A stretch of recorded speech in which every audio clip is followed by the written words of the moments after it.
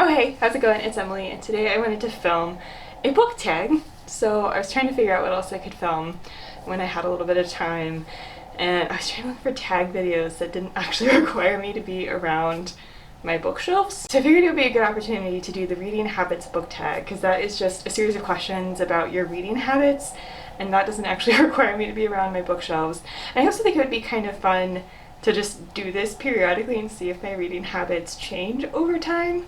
So I'm just going to jump right in. I have the questions on my phone, so I'm going to look at the questions. The first one is, do you have a certain place at home for reading? So I'll answer this for my apartment. So I'm not currently at my apartment, but I'll answer that because that's normally where I would be reading. So I live in a very small place, so there are only so many places in my apartment that I can actually read. So I kind of switch between them. I read on the couch frequently. I read in just kind of a fold-up chair, like a comfy fold-up chair that I can just curl up in, or I'll read in my bed right before I fall asleep. So generally those are the three places that I'm reading in my apartment. Second question is bookmark or random piece of paper. Definitely a bookmark. I have so many bookmarks. I had a bunch before, but I also got a bunch just through Fairy Loot and you just acquire bookmarks. So definitely bookmarks. And I also, since I have a fair number of them and a fair number of just like kind of special cool ones, I also definitely try to look at my bookmarks and figure out which bookmark is really gonna fit the book that I'm reading. So I definitely try to fit a bookmark to a book, because why not be a little bit extra? So the third question is, can you just stop reading, or do you have to stop after a certain chapter or a certain number of pages? So I prefer to stop at a chapter mark, but there definitely have been times, especially if I'm reading, well, when I read right before I go to bed, I do that basically every night. There definitely are nights where I just cannot make it to the end of the chapter, and so I can just stop reading and pick it up, especially if I'm picking it up relatively quickly the next day, and I can kind of get back into it. Like usually I can handle that, but I prefer to end at chapters if I can. Fourth question, do you eat or drink while reading? I do frequently have something to drink while reading, whether I'm like reading and having coffee or reading and having a glass of wine or something.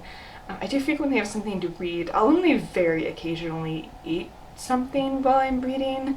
Sometimes I'll just have a little snack with me while I'm reading if I really want it, but I think that happens less than having something to drink while I read. The fifth question is multitasking. Do you listen to music or watch TV while reading?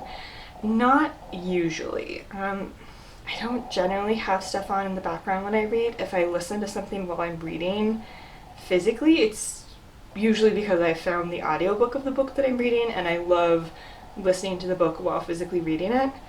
So generally, if I'm listening to something, that's really all that I'm listening to. Sometimes I will have an ASMR Harry Potter room on in the background and have rain and the crackle of fire.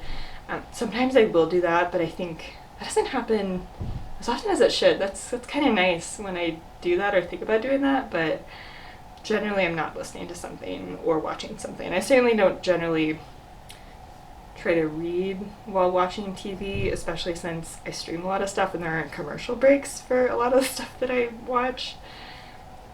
There's not a good opportunity to actually read while watching anything. Sixth question, one book at a time or several at once? I generally have at least 2 books going at any one time, an audiobook and a physical book. I can have several books going on at one time, and that's fine, especially if they're either different genre or just like different enough books that I'm not gonna get anything confused or kind of mix the storylines at all. So that I generally do. I think it's pretty rare for me to only have one book going at a time, but I also can't have more than probably 3, maybe 4 books going at a time before it just gets to be too much. Seventh question, reading at home or everywhere? I generally can read anywhere. I can read in the car, I can read on a plane, I listen to audiobooks while commuting to work, so I'll walk for part of the way, part of the commute is on a train. So And then of course I love reading at home, so I'll read in coffee shops, like I can read basically anywhere. 8, reading out loud or silently in your head. Generally silently in my head. Sometimes, occasionally, I'll just kind of feel like reading something out loud. Generally though, silently in my head. Or again, preferably listening to the audiobook and having someone else say it out loud to me. 9th question, do you read ahead or skip pages? Nah, not really, no. I especially don't read ahead, because if I'm enjoying a book, that kind of ruins it. And I generally don't skip pages or try to skim anything to kind of see what's going on.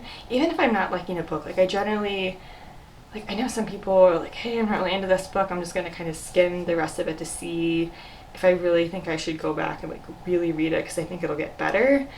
I generally can't do that. Like generally if I'm going to read, I can't skim. And so if I'm not into a book, I'll just straight up DNF it and just put it down, not pick it back up. But I generally won't skim the rest of it to see if it gets better. I just stop reading it. Yeah, so yeah, neither read ahead nor skip pages. 10th question, breaking the spine or keeping it like new?